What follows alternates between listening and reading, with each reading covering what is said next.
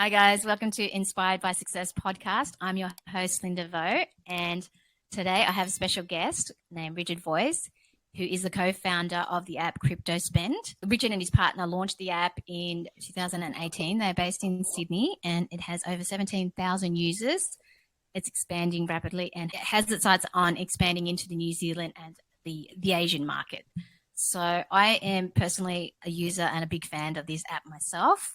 And the reason why I love it is not only can you buy and sell crypto, but you actually get rewarded for using it. So I use the card on my everyday items like shopping and groceries, and I've already got $115 just in Ripple just by using it. So huge fan. I've also got $10 just from sharing it out with someone. It's $10 in Bitcoin.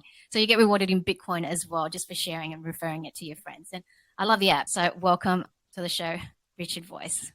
Awesome. Yeah. Thank you for having me, Linda. It's a pleasure to be here. No worries. Tell me about your journey and how you came to co-found this Crypto Spend app.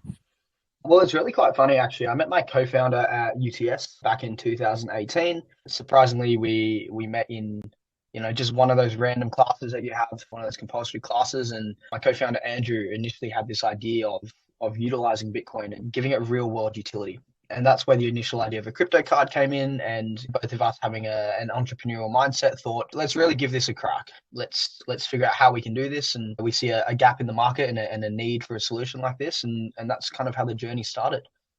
That's amazing. And you guys are pretty young too, if you don't mind me asking. How old are you? I am 26 now, but we started this when we were about 21. So it's been a bit battle tested over the years, but here we are. That's great. And do you guys invest in crypto yourselves? Is like why the crypto world? Yeah, absolutely. So Andrew was investing in Bitcoin since 2017. I myself since 2018. So we've seen the ride in the market up and down and a little bit in between. So it's been a hell of a ride so far. That sounds exciting though. So, and I noticed that you guys wanted to expand into the New Zealand market. Has it been an easy task trying to raise capital? I know you've already raised 2 million already in 2021 and now you're seeking to raise more. Mm-hmm. What's that been like, that process?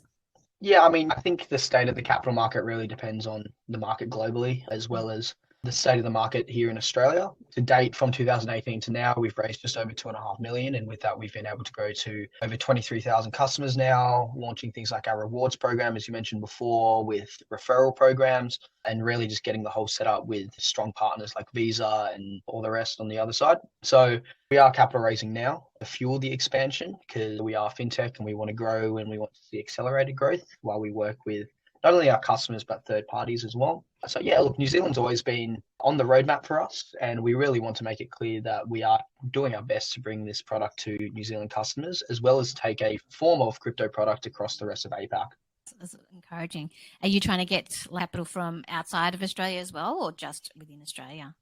Yeah, look, we're open to outside of Australia. Because we are looking at taking this company cross-border now, it seems like the right time and the appropriate time to open up these capital raises to investors that are cross-border. But yeah, look, we're very open to seeing who wants to be involved with the journey with us and our current cap table. Oh, good luck with that. Yeah, thank you. What kind of challenges do you face though? Do you face a lot of challenges with regulations? Recently you heard about the news in Binance, what's happening there, and do we have that same kind of scrutiny here in Australia? I think in terms of hurdles, every startup has its own hurdles, particularly in the crypto space. We got in kind of early in 2018 in regards to the product offerings of our company. For example, the crypto card only released in September 2021. In terms of the way regulation is moving, it's good to see these government bodies wanting to work with crypto companies like ourselves and others in the space to really try and refine the regulation to a point of which it's working for consumers as well as the regulatory bodies. And that's something that's really good to see. That's good. So what are your thoughts on the recent Binance news? Because if people aren't aware, the SEC is trying to sue the Binance CEO. So what are your thoughts on that and what impact do you think it will have on the market? Look, I have a very neutral standpoint on that. We are seeing government bodies try and protect consumers, which is obviously very good to see. But also we do see the companies that are working with these regulators. And as far as we've seen so far, Binance has been very compliant. That's good. How do you address security and privacy issues? And with the crypto transaction, how do you address all those privacy concerns? I can speak for CryptoSpend personally on that. We take privacy very, very seriously on our platform, as well as all of our compliance and AML obligations. So I think to a point, you want to create a crypto product that is safe for consumers, but also not take away from what the beauty of crypto is and the utility of crypto. So there are many different ways of going about how you create a platform like the one that we have while still protecting consumers, but putting enough privacy in place so consumers feel comfortable and safe to use crypto to the extent that it needs to be. Yeah, I definitely agree with you. For me, I don't have any issues with it. So, yeah, hopefully it can keep improving. But yeah, so how do you keep up with the latest trends and advancements and regulations in the crypto world? Do you have any resources or communities that you find super helpful? Yeah, definitely. Of course, there are many communities across the likes of Facebook and Discord and all the rest. The crypto community tends to, across the board, be a really lovely community. I can speak on a business level, like other crypto companies are all fantastic. We all like to work together and help each other out, which is something that coming into this space, I thought really wasn't going to be the case. But it's really good to see across the board that everyone's happy and friendly and wants to really drive this innovation forward in the right way. So yeah, I think just across the board, keeping up to date with news, reading all the news articles, finding out all the facts, and of course going into your internal network can always be a really good way to source information. Yes, that's right. I keep up to date by watching a lot of YouTube and sticking to the YouTube, like the channels and the people I subscribe to on the crypto community. You mentioned like the competitors, like what sets you guys apart from your competitors? I think one of the biggest differentiating factors is a real core focus on the fact that we are a payments platform equally as much as a crypto platform. We have a very heavy focus on utilizing our crypto card, and that has proven to be a really good product for our customers, particularly with the XRP rewards that you mentioned earlier. And this is a limited reward pool. And in the interim, we are looking at alternatives to offer customers in the future. And I really think that does set us apart, as well as our customer support lines and also the ease of use of the app. Andrew and I have had a very key focus around making the app simple, easy to use, as well as something that can be for a crypto novice or a crypto expert. And as we do build out the platform, we want to make this a one-stop shop for crypto. Nice. Have you faced any challenges? Obviously, you would have, but tell me some of the challenges you've faced when you've launched this app. Look, I think facing challenges is just one of the biggest things, right? It's getting over hurdles, but the way you get through it is just loving what you do and having my co-founder beside me and the team that we have behind us now is really what drives us through these challenges. The challenges start everywhere from the fact that we couldn't get a crypto card on the market until 2021. And before that, while we were working on this and building out our network, we had to pivot and find different ways of actually engaging with consumers with a product. So our first product, which was a crypto wallet linked to the new payments platform here in Australia, where users could cash out instantly. That's what we started with initially before we started introducing things like a buy feature and then the card and all the rest. So I definitely say timing of things has been a very big challenge. But as well as that, it's more so the same problems that any consumer facing business would have, or which is growing your clientele, your business base, listening to customers, trying to improve based on customer feedback, really finding the issues of, okay, what should we be dedicating our time to is a really big one. And particularly with certain features that are requested by customers, okay, what's feasible? What's not? What can we do? Is there an alternative that we can do to offer our customers? And I really think that goes to contribute to the growth and the consistent use of the app. Okay, cool. And like, how do you grow your customer base? Like, what channels are you promoting to grow your acquisitions and customers? And what channels are you finding working for you? Look, generally across the board through all social medias that would allow advertising of such a product. We're Yeah, going through be all a strict avenues. one, wouldn't it? Because yeah, social media, that would be a bit tricky, wouldn't it? Look, there are some social media platforms that are still figuring out the nuts and bolts of criterias around certain products and crypto products that they want to advertise, which is perfectly okay. We understand that, and we're looking to work with them as well in terms of getting our product out there in the right way that's comfortable for their standard and practices. So yeah, I mean, just things like across that, across things like advertising on buses and stuff to really grow the brand has been really effective for us. So outdoor media, Yep, outdoor media, traditional and social, and that's worked, correct. yeah? And word of mouth, obviously. Yeah, word of mouth and referral is really fantastic. As you mentioned before, we have a $10 each side of Bitcoin in referral, which is really good to see because we're seeing people really jump on board with this card and make it their everyday spending card. In terms of user base, what percentage have you seen grow monthly, quarterly? I think in the back end of last year, we doubled our user base, which was really good to see. We did have a much bigger marketing push going on then. So all credit to our marketing team there as well in terms of all the strategies that they came up with and incentives that we had to acquire users. But I think going into this year as we grow, we are focusing more on the users we do have and referral programs and stuff like that. Are you looking at new channels as well to promote the crypto Yeah, spend app? yeah, we're always looking at new channels. I think it would be the wrong idea to assume, okay, we've got the channels we've got and we should just run with them. I think whatever channels come up or any avenues that we can explore will always open opportunities. That's great.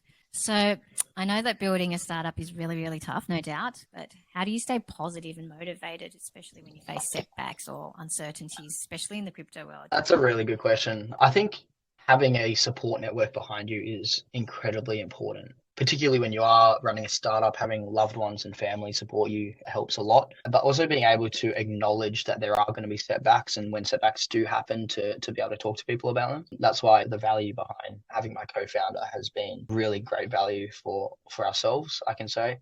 But also knowing other startup founders and being able to talk and relate and discuss these different hurdles that might come across in a startup. I think a lot of the outside world sees all the peachy stuff, but they don't see the late nights and the hard days and all the rest. That's what we sign up for. It's what we love to do.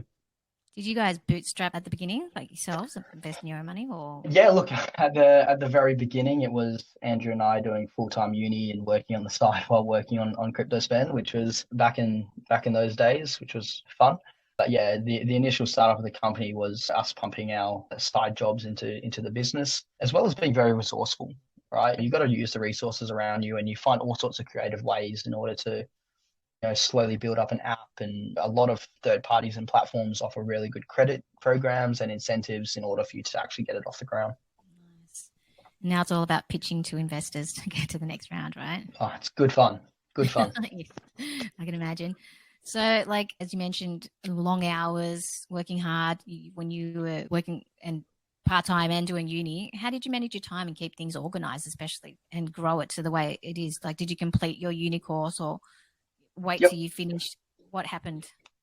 Well, yeah, I've completed my degree now, which is a very good thing. Congrats. And obviously quitting my day job to come and work on this full time a couple of years ago was a big achievement. I think time management is massively important, but it's also taking time for yourself. Burnout is a real issue for entrepreneurs. And I think it's really important to acknowledge that that is something that does exist and to take time for yourself. I give credit to Google Calendar personally to really monitor my time slots and put into play all the different meetings I have in the day. And me being in operations, I'm across all different areas of the business. So I've got to switch my mind from tech one minute to compliance to marketing to everything else. But again, that's something that I love to do. Yeah, I guess you definitely need a certain level of skill sets for that too. I think being in the industry is incredibly valuable. Uni can give you some tools, but being able to learn on the run and on the go is something that's been incredibly important. Yeah, I can imagine the practical learning. That's how I did dived into the business, just learning and by doing it and just researching using Google as well. That's the one. Do you have any rituals or self-care practices that you swear by that have helped you as well? I mean, personally for me, my friend network has always been really good to clock off and go and have a bit of fun and socialize. That helps me. Sometimes just taking a minute to just listen to music and tune out. It's important to acknowledge that you can't be switched on 100% of the time. So I do think that's incredibly important. And being able to keep level-headed is actually more beneficial to your startup than trying to just drive and push through. It can actually be damaging.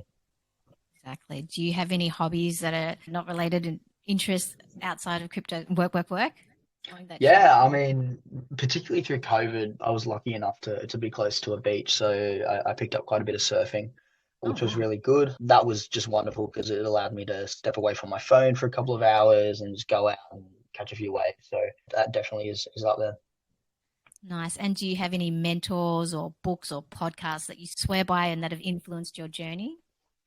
Yeah, I mean, look, our advisors in the business and mentors and stuff are just incredible, particularly because we do have some that have worked with startups before who understand the journey and can relate to. They're really good in terms of just books and podcasts floating around. I find a few here and there, but I generally jump around based on different topics that they bring up and things that maybe I could relate to would is generally effective.